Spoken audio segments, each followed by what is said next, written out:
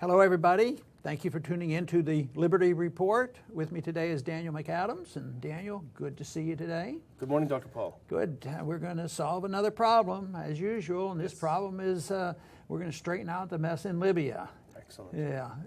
It's a shame even to joke about it because it's so darn serious. But this is such a mess. And it looks like they're building up again. The countries are talking about sending in more troops. Various countries. Everybody's put the boots on the ground and hope spring eternal, and even Hillary says still might win. But our subject today is about Libya, but it's specifically related to how Clinton was involved, and it comes from an article that Justin Raimondo wrote on antiwar.com. The title of that article was Libya, How Hillary Clinton Destroyed a Country. That's a strong indictment, but it's not too far wrong. Of course, she can't do it all by herself. There has to be support. There has to be a apathetic Congress to ignore what they do. They have to have money to do this. And even though she was involved and she drove the policy, the atmosphere, the political atmosphere has to be part of all this.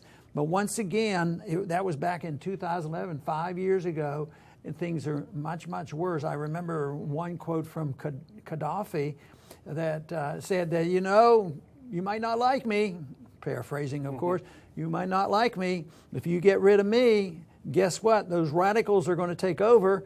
And what's this all about now? Isn't it the reason they're motivated to send in troops and send in more activity there is because the radicals have taken over? Yeah, this is a telephone transcript between Gaddafi and Tony Blair, the then British Prime Minister.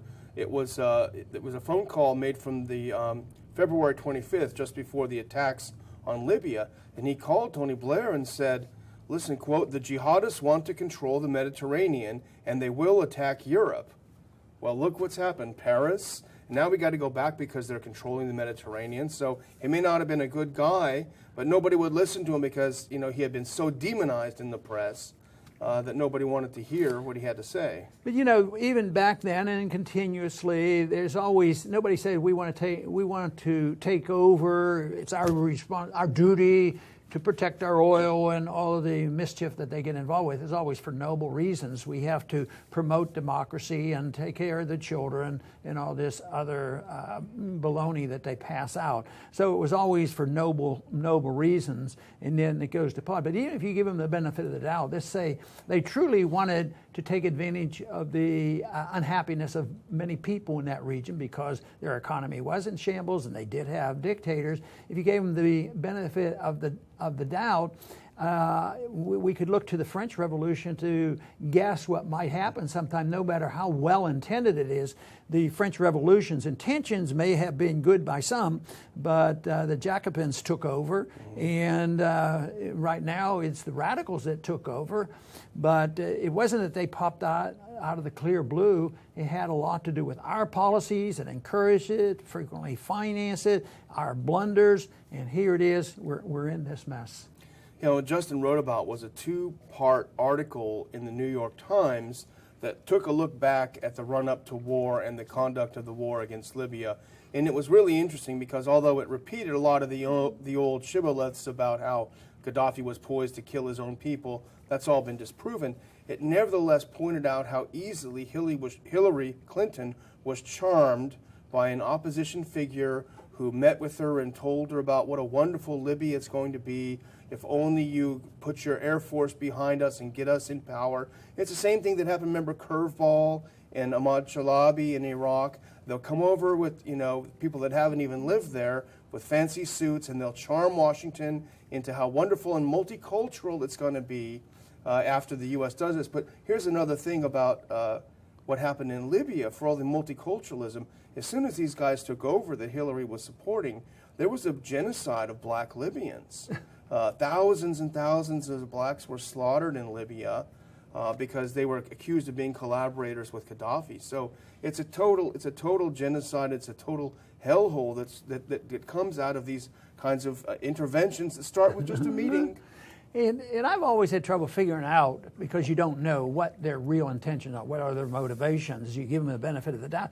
But bad policy leads to bad things. So some of these individuals like Hillary may believe this. I sort of suspect that the ones that run the show, know exactly what they want to do. They want to remake the Middle East. They want to take over. It's our responsibility because that's the only way we can protect our own national security. But I do want to read one short sentence or so from Justin's article back,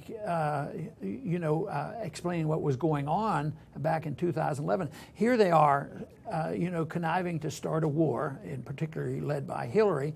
At the same time, it's when the president came out and said, we have to have regime change in Syria. Mm-hmm. It goes on and on. So they stir up trouble, and it looks like it'll never end. But let me just read this short sentence. He writes, Clinton eventually succeeded in persuading President Obama, who signed a presidential finding, probably the CIA, authorizing a covert action to overthrow Gaddafi. U.S. weapons poured into the country. The militias were unleashed.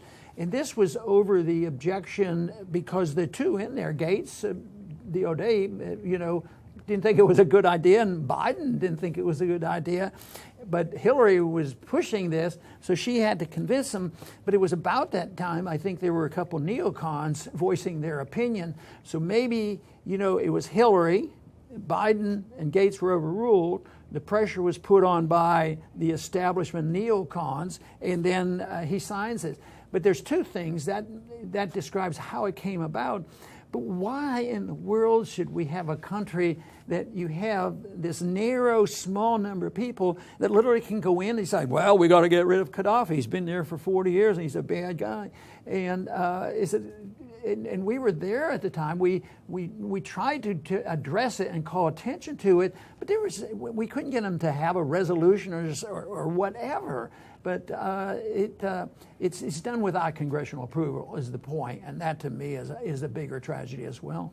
This all reminds me of a really interesting and important session that you had with Hillary before the House International Relations Committee, and you were talking. This is the periodic visit of the Secretary of State before the committee. And you were talking about how we need to stop these wars, we need to bring the troops home, stop all this militarism. And Hillary looked at you and she agreed. She said, I completely agree with you, Congressman Paul. We've got to stop these wars. We need to start using smart power.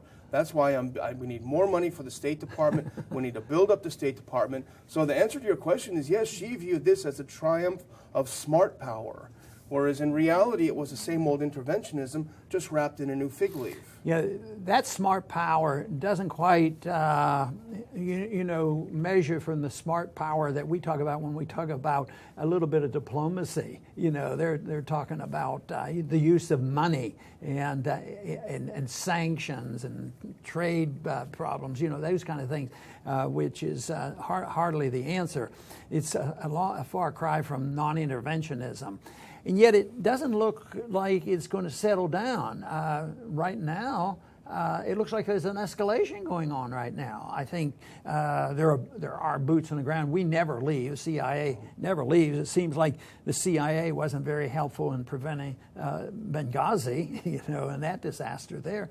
But the various countries, the British, the French, and the Italians are talking about sending personnel into here. It's hilarious because Italy wants to lead this new war in Libya. Italy's totally broke.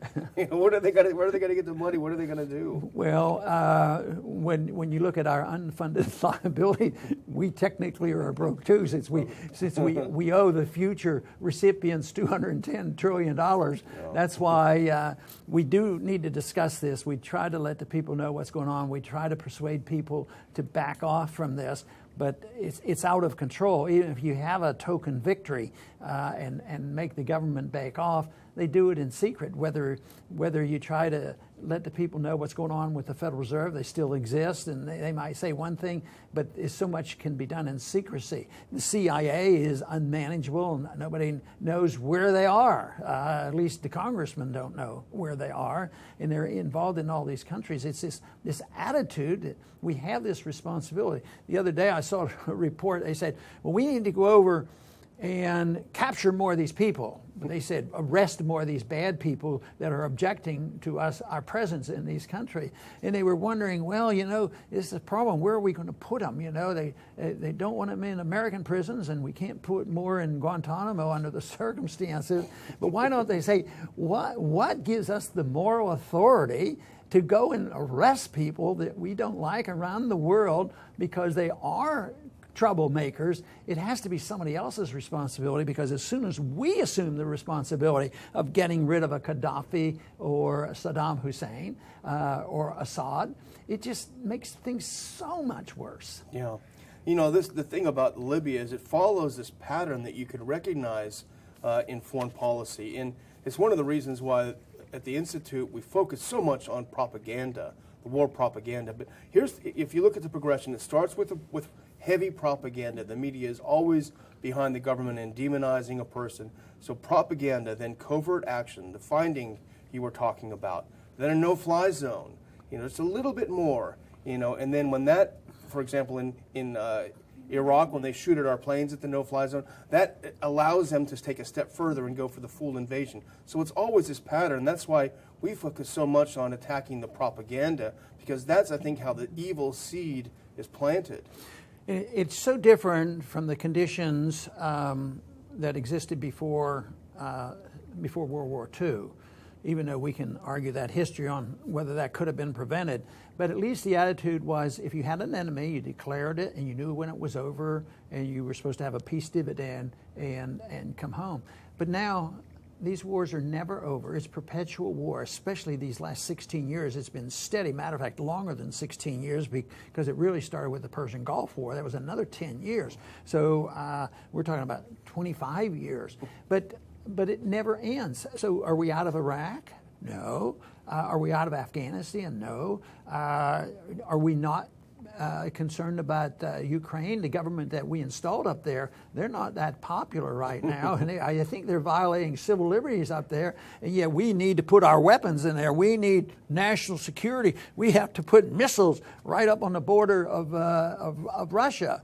Well, what if Russia had an influence in Mexico? What if they put missiles in Mexico? So it goes on and on. It never ends. And Syria is ongoing. And here it is. We're revisiting Libya, where they're escalating again. But to me, it's not just bad judgment in the narrow sense, well, we should have just done this instead of this in the various places. It's bad management. No, it's bad philosophy. I mean, it's the philosophy that has been endorsed by a large number of so-called intellectuals in this country and have influence, and those are the neoconservative, interventionist, warmongering people, which it looks like all the candidates in one form or another support.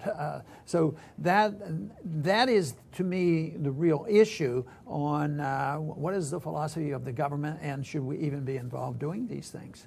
Yeah, I like what Gates said when they were trying to convince him. He said, "Can I finish the other wars before we start a new one?"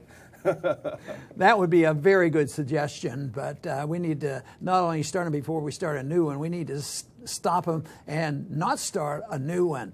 But really it boils down to how easily the people are misled when the government propagandists are aligned with the media propagandists to say that be fearful, be scared, spy on your neighbors. You need to sacrifice your liberties. You need to send more money. Nobody's talking about cutting military. They're yelling and screaming about rebuilding the military under these conditions. We have the strongest military in the world, and we spend more, as much as probably the 10 top nations around the world. Nobody's going to attack us, but of course, we have to protect our national security, and our national security is extended. Anywhere we have business interests around the world, that our military follows, and we have to protect our business interests. We have to protect our oil and our trade. So people need to understand that there is a different option. It happens to have been outlined in the Constitution, not perfect, but something that we at least could look at, and that is mind our own business, stay out of this thing, try to set an example, have free markets, protect civil liberties, and I think that would be a much more influential process than us dictating and using guns to say, you will have elections. And that's what all these revolutions are about when we get involved, sending the troops, Don't ask the Congress, don't ask the people, slide in the back door, scare the people, and then the people go along and the Congress votes and support it. But this is a time that the American people need to wake up, and unfortunately, so far in this presidential election, there's not much of an awakening and any serious consideration for a more sensible foreign policy. I want to thank everybody today for tuning in to the Liberty Report. Please return soon.